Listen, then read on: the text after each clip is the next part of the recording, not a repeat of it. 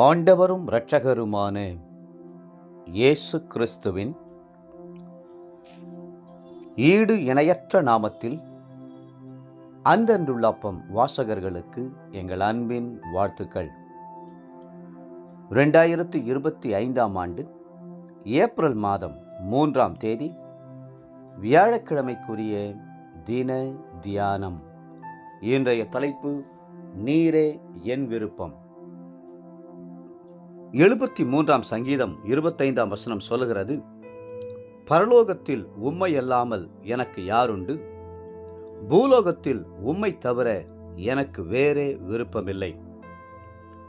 சங்கீதக்காரர் தன்னுடைய விருப்பங்கள் எல்லாவற்றையும் கர்த்தர் பேரில் வைத்தார். பூமியிலும் நீர்தான் என் விருப்பம், பரலோகத்திலும் நீர்தான் என் வாஞ்சை, இம்மையிலும் மறுமையிலும் உம்மோடு கூட இருப்பதே என்னுடைய ஆவல் என்பது எத்தனை மகத்துவமும் மேன்மையான விருப்பம்!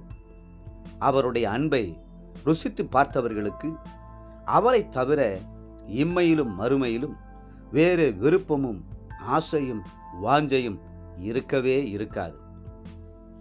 உலகமும் அதன் ஆசை இச்சைகளும் ஒளிந்து போகும். உலகத்தின் செல்வங்களும் மேன்மைகளும் அழிந்து போகும். நாசியிலே சுவாசமுள்ள மனுஷன் மேல் நம்முடைய விருப்பங்களை வைப்பதற்கு அவன் எம்மாத்திரம்? உலகத்தின் மேன்மை புல்லைப் போலவும் புல்லின் பூவைப் போலவும் வாடிப்போகிறது. ஆகவேதான் மரியாள் தன் விருப்பத்தை எல்லாம் தன்னை விட்டு எழுபடாத நல்ல பங்காகிய கிறிஸ்துவின் மேலேயே வைத்தாள். தாவீது கர்த்தருடைய பிரசன்னத்தையும் சமூகத்தையும் வாஞ்சித்தார். தேவனே, நீர் என்னுடைய தேவன், அதிகாலமே உம்மை தேடுகிறேன். வறண்டதும் விடாய்த்ததும் தண்ணீரற்றதுமான நிலத்திலே என் ஆத்துமா உம்மேல் தாகமாயிருக்கிறது, என் மாம்சமானது உம்மை வாஞ்சிக்கிறது என்று தன்னுடைய விருப்பத்தை தேவனுக்கு தெரியப்படுத்தினார். 63ஆம் சங்கீதம் 1 வசனம். கர்த்தர் மேல் இருந்த அளவற்ற வாஞ்சை நிமித்தம் தேவனுடைய ஆலயத்தின் மீதும் அவருடைய வாஞ்சை திரும்பியது.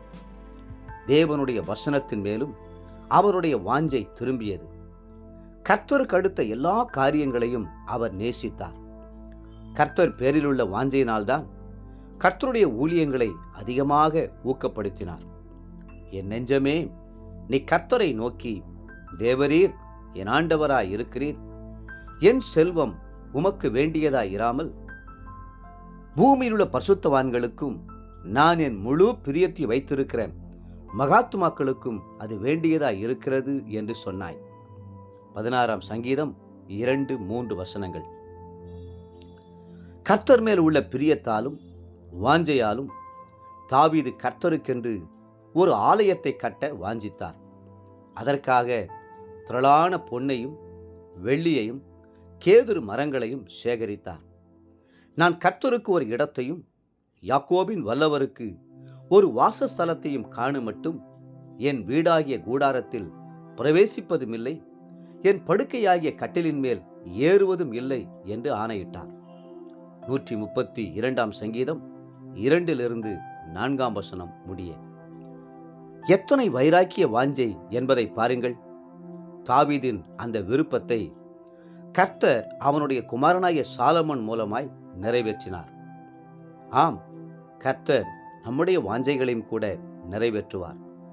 நம்முடைய வாஞ்சைகள் பூமிக்குரியவைகளாய் அழிந்து போகிற பொருட்கள் மேலாய் இல்லாமல் தேவன் பேரிலும் ஆவிக்குரிய காரியங்கள் மேலும் இருப்பது எவ்வளவு மேன்மையானது! அது நித்தியமான ஆசீர்வாதங்களை நமக்குள் கொண்டு வரும் அல்லவா? இன்றைய நினைவிற்கு 119ஆம் சங்கீதம் 131ஆம் வசனம்.